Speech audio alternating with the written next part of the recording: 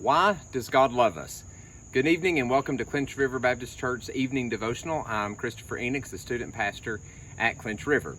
So the other day I was scrolling through my information feed on Twitter and saw the usual things of all sorts of political discourse or ideas about public education, the things that are normally there.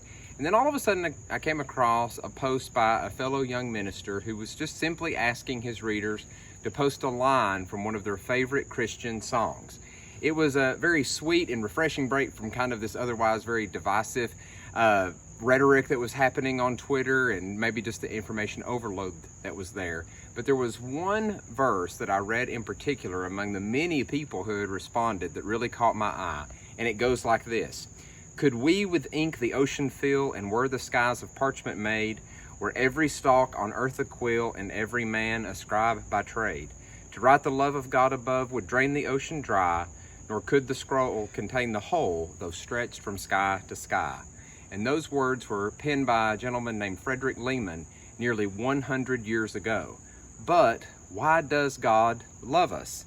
This is a big and profound question to ask, and truthfully, as the songwriter very poetically put it, it is impossible for humanity to fully be able to answer that question, but we can say a few things about it that the Bible teaches us.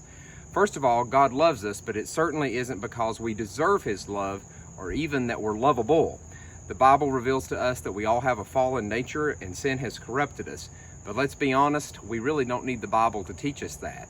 We can spend 10 to 12 seconds reading the news, watching the television, or scrolling through social media to discover that yes, indeed, humanity is pretty bad off and pretty corrupted. And if we're really honest, we can spend just a few seconds looking in the mirror and knowing that even within our own selves, there's evil within our hearts. At least I know that I can say that's true of my own heart.